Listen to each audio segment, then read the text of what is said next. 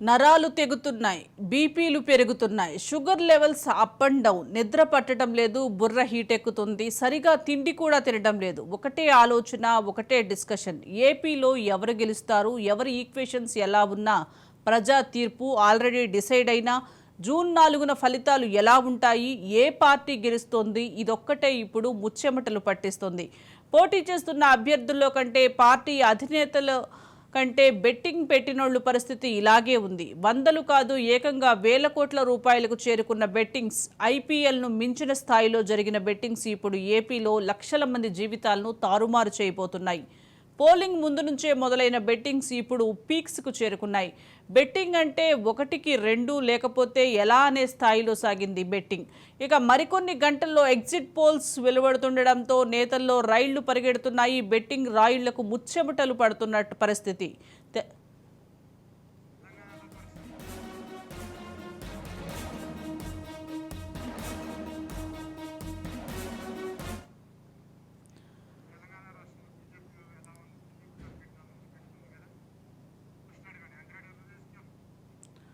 తెలంగాణ రాష్ట్రంలో BJP wave ఎలా ఉందో మనతో తెలియజేయడానికి స్వప్న రెడీగా ఉన్నారు. స్వప్న, తెలంగాణకు సంబంధించి ఖచ్చితంగా బీజేపీ అయితే మేము అనుకున్న స్థానాలు మాకు వచ్చి తీరుతాయనేటువంటి నమ్మకంతో ఉంది. బీఆర్ఎస్ వైపు అయితే ఓటర్లు ఓటు వేయలేదు. ఖచ్చితంగా కాంగ్రెస్ కూడా అంత ఫుల్ మెజార్టీ వచ్చేటువంటి అవకాశం ఉంటుంది. పోటీ మాకు కాంగ్రెస్ మధ్య ఉంటుంది. దట్ టు బి మాకే ఎక్కువగా వచ్చే అవకాశం ఉంది. మేము ఇప్పుడు ఎవరైతే ముఖ్య నాయకులందరూ నిల్చున్నారో ఆ చోట్లలో అయితే బీజేపీకి వస్తుంది. అనుకున్న మార్క్ మా 10 అయితే మాకుంటాయి అనేటువంటి ఒక నమ్మకాన్ని అయితే ఉంది. చూడాలి వన్స్ ఎగ్జిట్ పోల్స్ వచ్చిన తర్వాత అండ్ ఏమన్నా వస్తాయా ఏంటి, తెలంగాణకు సంబంధించి ఏం చెప్తారు ఏంటి అనేది. మొత్తానికైతే ఉత్కంఠ పరిస్థితి అయితే ఉంది. బీజేపీకి సంబంధించి అసెంబ్లీ ఎన్నికల్లో ఇంత టెన్షన్ వాతావరణం అయితే లేదు. అసెంబ్లీ ఎన్నికల్లో వీళ్ళు అనుకున్నదే, అధికారంలోకి ఎలాగో రాము, వచ్చేటువంటివి ఎన్ని సీట్లు గెలుస్తాము, ముఖ్య నాయకులు కీలకమైన నేతలు ఎవరు బరిలో లేరు కాబట్టి పెద్దగా అంత హోప్స్ ఏం పెట్టుకోలేదు. బట్ పార్లమెంట్ ఎలక్షన్స్ వచ్చేసరికి ఇది ఎన్డీఏను బీజేపీని ఎస్పెషల్లీ మోదీని చూసి ఓట్ వేయమని చెప్పారు కీలక నాయకులు. బీజేపీలో ఉన్న కీలక నాయకులు అంతా రంగంలోకి దిగారు. చాలా అంటే ఖర్చు పరంగా కూడా దేనికి వెనకాడలేదు. అండ్ హైకమాండ్ చాలా ఆశలు పెట్టుకుంది. చివరి రోజు వరకు అమిత్ షా తెలంగాణలో ఉన్నాడు. అండ్ మోదీ కూడా చాలా క్లియర్ గా చెప్పారు, దక్షిణాదిలో మనం ఫస్ట్ తెలంగాణలోనే ఎక్కువ సీట్లు సంపాదించుకోగలుగుతాం పార్లమెంట్ వైజ్ గా చూసుకుంటే. ఇప్పుడు కర్ణాటక కానీ తమిళనాడు కానీ ఫర్దర్ గా మనం హ్యాండిల్ చేయాలి అనుకుంటే మనకు తెలంగాణ అనేది చాలా కీలకం. ఎందుకంటే ఆంధ్రప్రదేశ్ మీద అయితే పెద్దగా ఆశలు లేవు. ఒక సీట్ వస్తుందా, 2 సీట్లు వస్తున్నాయా, అసలు రావా అనే చర్చ అయితే జరుగుతుంది. స్వప్న, అలాగే బీజేపీ టార్గెట్ మొదటి నుంచి 400 సీట్లు అని చెప్తూ ఉంది. మరి తెలంగాణలో అనుకున్న సీట్లు బీజేపీకి దక్కే ఛాన్స్ ఎంతవరకు ఉందంటారు? మనకి ఇప్పటి వరకు ఇంకా ఏదైనా ఎగ్జిట్ సర్వే రిపోర్ట్స్ ఏమైనా వస్తే మనం చెప్పొచ్చు. కానీ ప్రస్తుతం వీళ్ళు అనుకున్న దాని ప్రకారం కాంగ్రెస్ కంటే ఒక సీటు ఎక్కువగానే వస్తుందని చెప్తున్నారు. 400 సీట్లు వస్తాయా రావా, వాళ్ళు అనుకున్న టార్గెట్ 400 రీచ్ అవుతారా లేదా అనేది మనం ఇంకొద్దిసేపు, అంటే ఎగ్జిట్ పోల్ రిపోర్ట్స్ వస్తే మనకు ఓ విషయంలో క్లారిటీ వస్తుంది. ఏది ఏమైనా కూడా అనుకున్న టార్గెట్ ని రీచ్ అవుతాం అనేటువంటి నమ్మకంతో అయితే ఉన్నారు. తెలంగాణకు సంబంధించి బీజేపీకి చాలా అంటే చాలా కీలకమైన ఎలక్షన్స్. ఇంత వేవ్ బీజేపీకి సంబంధించి ఎప్పుడు కనిపించలేదు. కాంగ్రెస్ కి ఆల్రెడీ ఓ ఛాన్స్ ఇచ్చేశారు, బీజేపీకి ఇంతవరకు ఛాన్స్ ఇవ్వలేదు. పార్లమెంట్ లో ఛాన్స్ ఇవ్వండి. అండ్ తెలంగాణని చాలా నమ్ముకుంది బీజేపీ హైకమాండ్ కూడా. తెలంగాణకు సంబంధించి ఉన్న దాంట్లో దక్షిణాదిలో మనం ఎక్కువగా సీట్లు వస్తాయి అంటే తెలంగాణ నుంచి వస్తాయి. ఆ రిపోర్ట్స్ ఏదైతే సర్వే రిపోర్ట్స్ వాళ్ళు తీసుకున్నవి కానీ, వాళ్ళకున్న ఇంటెలిజెన్స్ రిపోర్ట్స్ కానీ తెలంగాణ అనేది చాలా కీలకం అన్నారు. ఆ కీలకంగానే వస్తాయి అనేటువంటి నమ్మకంతో అయితే ప్రస్తుతం ఉన్నటువంటి పరిస్థితి ఉంది. చూడాలి మనము ఇంకా. స్వప్న, అలాగే ఇటు బీజేపీ సింగిల్ డిజిట్ కే పరిమితం అవుతుందని ఇతర పార్టీ నాయకులు మరి అంటున్నారు. ఒకవేళ అదే జరిగితే తెలంగాణలో బీజేపీ సిచ్యువేషన్స్ ఎలా ఉండబోతాయంటారు? సుజాత, మీరు అన్నట్టు నిజంగా సింగిల్ డిజిట్ కనుక అవుతుందంటే, సింగిల్ డిజిట్ అన్నారా మీరు, ఒక సీటు మాత్రమే పరిమితం అవుతుందన్నారా? సింగిల్ డిజిట్, సింగిల్ డిజిట్ అంటే మేబీ సింగిల్ డిజిట్ వచ్చే ఛాన్స్ ఉంది. వాళ్ళు అనుకున్న డబుల్ డిజిట్ 10 క్రాస్ చేస్తామని. 10 కాకుండా సింగిల్ డిజిట్ అంటే 9 వచ్చినా కూడా ఓకే కదా వాళ్ళకి. 9 వచ్చినా కూడా వాళ్ళు అనుకున్న టార్గెట్ ని రీచ్ అయినట్టే. 9, 10 వాళ్ళు 12 అన్నారు, గుర్తుపెట్టుకున్న టార్గెట్ 10. ఈవెన్ సింగిల్ డిజిట్ వచ్చినా కూడా ఇప్పుడు బీజేపీ అంటున్న మాట కాంగ్రెస్ కన్నా ఒక సీట్ ఎక్కువ వస్తుంది మాకు అంటున్నారు. ఉన్న 17లో సింగిల్ డిజిట్ వరకు వచ్చినా 10 కి అటు ఇటుగా వచ్చినా ఏదైనా కూడా బీజేపీకి ఇప్పుడు వచ్చినన్ని సీట్లు అయితే ఇంకా ఇంత ముందు ఎప్పుడు రానన్ని సీట్లు ఇప్పుడు వస్తాయి అనేటువంటి నమ్మకంతో అయితే ఉన్నారు. గతంలో ఎప్పుడు లేనంత ఒక హైప్ వచ్చింది, ఒక వాక్యూమ్ వచ్చింది.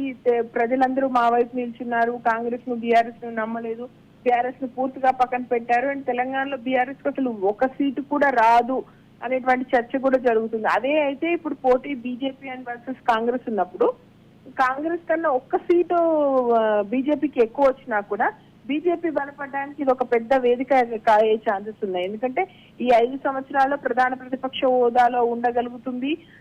ఎలాగో మేము కేంద్రంలో అధికారంలోకి వస్తామంటున్నారు కాబట్టి కేంద్రంలో కూడా టగ్ ఆఫ్ వార్ ఉంటుంది. నిధులు ఇవ్వడం కానీ, అభివృద్ధి చేయడం కానీ, కాంగ్రెస్ కి సంబంధించి అంటే పోటాపోటీ ఇవ్వడంలో కాంగ్రెస్ బీజేపీ 5 సంవత్సరాలు తనను తాను డెవలప్ చేసుకొని వచ్చేసరికి ప్రధానమైన పోటీదారుగా ఉండడంలో మాత్రం కీలక పాత్ర ఉండేటువంటి అవకాశం కనిపిస్తుంది.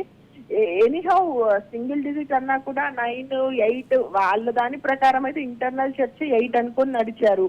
తర్వాత 10 అన్నారు. లేదు అమిత్ షా వచ్చి మేము 12 కూడా కొట్టగలుగుతాం అన్నారు.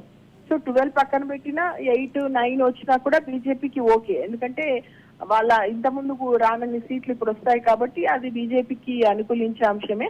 ఏదేమైనా ప్రస్తుతం బీజేపీలో నడుస్తుంది ఒకటే సుజాత, కాంగ్రెస్ కన్నా ఒక్క సీట్ అయినా మాకు ఎక్కువ వస్తుంది అంటున్నారు.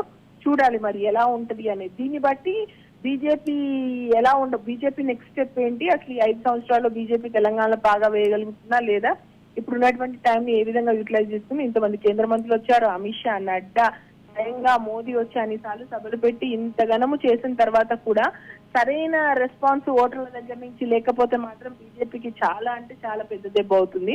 ఇప్పుడు బీజేపీకి వచ్చేటువంటి సీట్లను బట్టే బీజేపీ భవితవ్యం ఉండబోతుంది. Right, thank you Swapna.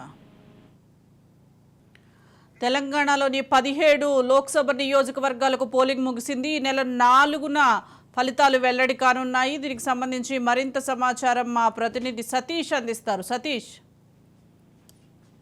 Parliament ఎన్నికలకు సంబంధించి ఉత్కంఠకు 4వ తారీఖు తెరపడనుంది. ఇప్పటి వరకు ప్రధాన రాజకీయ పార్టీలైనటువంటి బీజేపీ, అటు కాంగ్రెస్, బీఆర్ఎస్ పార్టీలు ప్రతిష్టాత్మకంగా తీసుకొని ఎన్నికల బరిలో నిలిచాయి.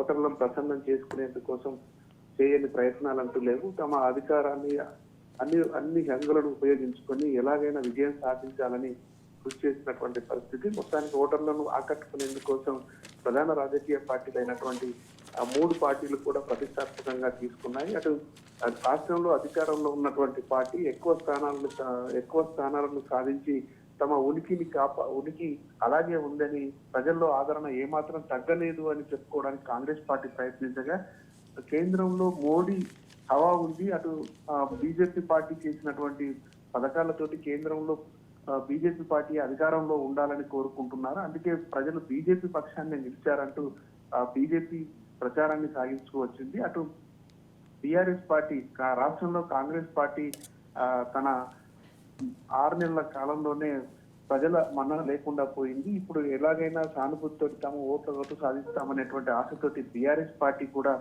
అభ్యర్థులను నిలిపి ప్రచారం సాగించినటువంటి పరిస్థితి ఉంది. మొత్తానికైతే 3 రాజకీయ పార్టీల మధ్య ప్రధానంగా పోటీ కొనసాగినప్పటికీ కూడా ప్రధానంగా పోటీ అయితే అటు బీజేపీ మరియు కాంగ్రెస్ మధ్యనే ఉండేటువంటి అవకాశం అయితే ఉంది.